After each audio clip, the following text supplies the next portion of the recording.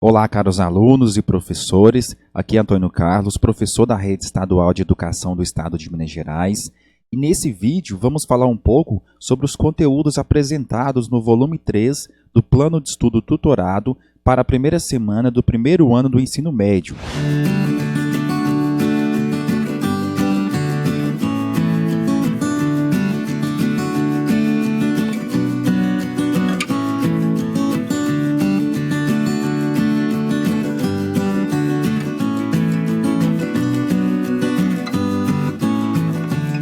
Pessoal, se inscreva em nosso canal, ative o sininho de notificação, deixe sua curtida e também seu comentário com a sua dúvida, caso você a tenha. Isso ajuda muito no crescimento do canal e me dá motivação para continuar criando mais conteúdos para vocês. Para essa primeira semana, o eixo temático que nós vamos estudar, mutações no mundo natural. O tema e o tópico, a relação sociedade e natureza em questão.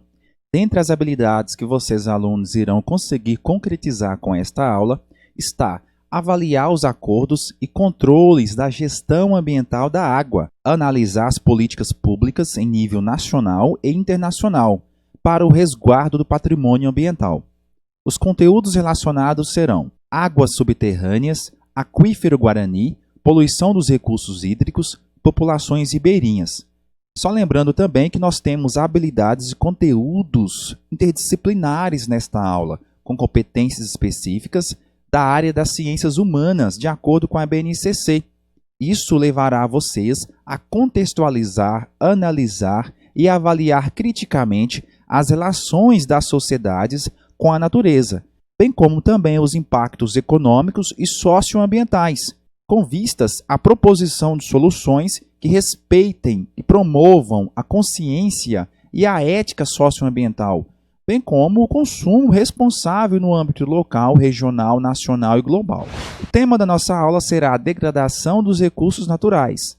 Com esta aula, vocês irão poder aprender um pouco mais sobre bacias hidrográficas do Brasil e os acordos internacionais para a conservação das águas, bem como refletir sobre os desastres ambientais ocorridos nas bacias hidrográficas brasileiras, avaliando os impactos socioeconômicos provocados pela relação entre o espaço e o modo de vida da sociedade. Vamos a alguns conceitos importantes sobre esta aula.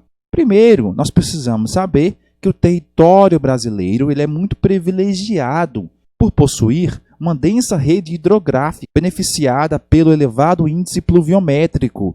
Nós temos climas do Brasil que favorecem uma grande quantidade de precipitações, e isso vai favorecer, então, uma densa rede hidrográfica com vários rios, córregos e lençol freático. E as bacias hidrográficas encontradas no território nacional apresentam um regime pluvial, ou seja, aquele regime onde realmente a alimentação dos rios se dá devido às precipitações, destacando principalmente a bacia amazônica, e recebe água também do derretimento da Cordilheira dos Andes, possuindo assim um regime misto, tanto do degelo nival das neves existentes no alto das montanhas da Cordilheira dos Andes, como também o regime pluvial. Apesar de ter uma abundância hídrica, a questão da água no Brasil merece um estudo mais detalhado e também políticas públicas mais rigorosas, visto que nós temos observado que tem-se um desperdício muito grande e falta saneamento básico. E essa falta de saneamento básico tem levado índices altíssimos de poluição de rios, de córregos, degradando áreas de nascentes e destruição de matas ciliares. O desmatamento desenfreado provocado por várias situações, como o crescimento urbano, a prática da agropecuária, tem provocado então a destruição de nascentes. E também nas matas ciliares, que são aquelas matas que estão em torno dos rios, formando uma espécie de cílios que protegem os rios. Então, as matas ciliares constituem uma vegetação que se encontra ao longo dos leitos dos rios. Pode-se concluir que uma melhor forma de gestão dos recursos hídricos se tornou uma medida necessária para combater as ações humanas que geram desequilíbrio ecológico. Então, gestar de forma racional, de forma científica, os recursos hídricos se faz necessário para que tenha um equilíbrio do ecossistema, um equilíbrio da natureza. Podemos considerar que a poluição dos rios vem ocasionar a morte de várias espécies de peixes, a contaminação da água, tendo um resultado negativo em escala local até mesmo global. E essa contaminação da água tem ocorrido naquelas fontes de água onde era possível ter um consumo humano, que é agora contaminado, aquela água então deixa de ser utilizada para o consumo da população. Essa ineficiência da utilização da água passou a ter uma preocupação nacional e até mesmo mundial.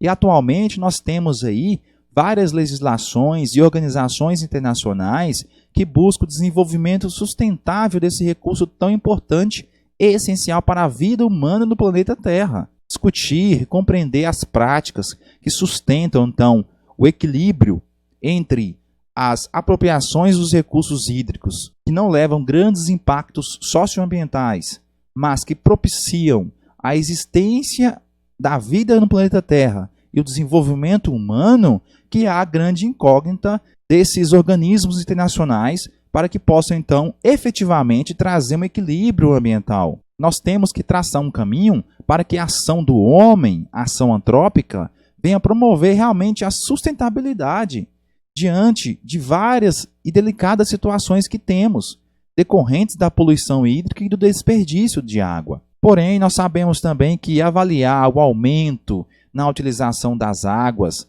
nas atividades industriais e agrícolas é pensar além dos prejuízos já descritos. Nós temos que tomar conhecimento da estrutura do relevo da região, que é de predomínio de mares de morros, com modestas altitudes e topos arredondados, e do período pré-cambriano. Até hoje nós temos observado intensos deslizamentos e frequentes enchentes, resultando então não só dos aspectos físicos dessa destruição, mas também das intervenções humanas que causam então efeitos irrevogáveis, irreversíveis aos rios com o lançamento de substâncias industriais, bem como esgotos domésticos e fertilizantes agrícolas, utilizados então em larga escala na atividade de cultivo, na agricultura e a criação também de pastagens na agropecuária. Então, diante de tais resultados alarmantes, há uma lenta preocupação com os recursos hídricos, com a água, mesmo sendo um recurso renovável. Por isso que vivemos uma complexa situação nesse sentido.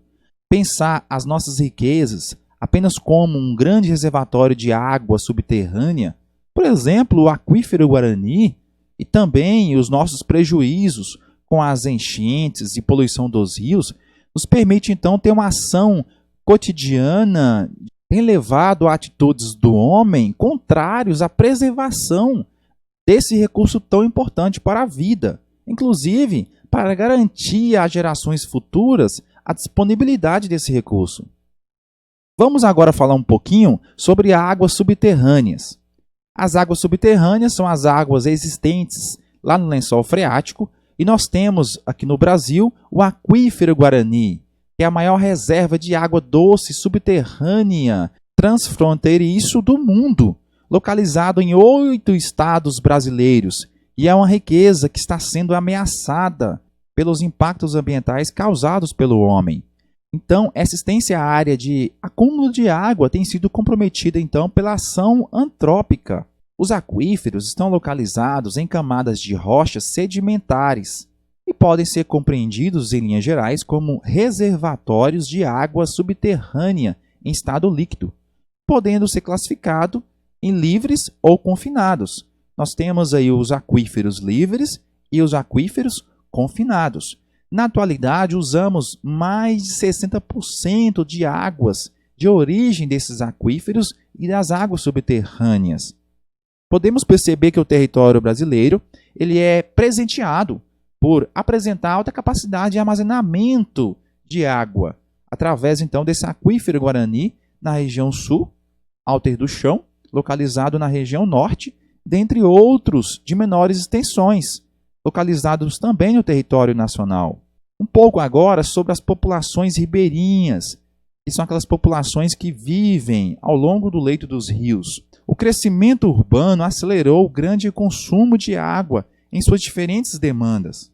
Em Minas Gerais, a poluição desse recurso hídrico da água pelo lançamento de esgoto e resíduos sólidos provenientes então das grandes cidades tornou-se um grande desafio que deve ser superado.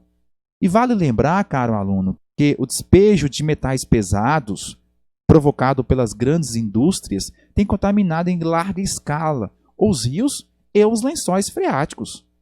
A água poluída tem suas propriedades alteradas, tornando então impróprias para o consumo e para o uso humano. Atualmente, acompanhamos o drama vivido pelas populações ribeirinhas com o rompimento da barragem de Brumadinho, em Minas Gerais, por exemplo. A bacia do Rio São Francisco nasce lá na Serra da Canastra. Recebeu uma grande quantidade de metais pesados através da represa de Três Marias. Comprometeu a atividade de criação de peixes, por exemplo, as tilápias. Vários estudos e diagnósticos sobre a situação são realizados por vários órgãos ambientais e ONGs, como a SOS Mata Atlântica, com o objetivo de promover a reestruturação da gestão dessa atividade pesqueira. Ou seja, nós temos aí na prática, em nosso estado, um rompimento de uma barragem que provocou, então, o despejo de rejeitos e metais pesados, que provocou a morte de vários peixes e animais que vivem nesses rios. O início do ano 2020 vai ficar na memória dos mineiros, pois assistimos às maiores enchentes e deslizamento de toda a nossa história. As intensas chuvas registradas principalmente na região de Belo Horizonte e região metropolitana têm castigado a população, causando prejuízos materiais que foram contabilizados. Pessoas que deixaram as suas casas, várias mortes ocorreram nesse período, que alarmam a população, exigindo de cada pessoa uma reflexão. Canalizar os rios, lançar todo tipo de lixo nos rios. E o pior, de que imaginamos que não há medidas paliativas para resolver. Então é preciso uma ação eficiente do poder público e da maior parte da responsabilidade, que é de cada pessoa, para termos então mecanismos eficientes para a solução desse problema, dessa situação de então poluição dos nossos rios, das nossas nascentes, e assim vem comprometendo toda a situação das nossas bacias hidrográficas. Bom, caros alunos e professores, esse foi o vídeo explicativo dos conteúdos apresentados no volume 3 do Plano de Estudo Tutorado para a primeira semana do primeiro ano do ensino médio. Estou deixando também de sugestão um vídeo sobre a resolução e outro sobre a correção das atividades propostas para essa primeira semana. Meu forte abraço e meu muito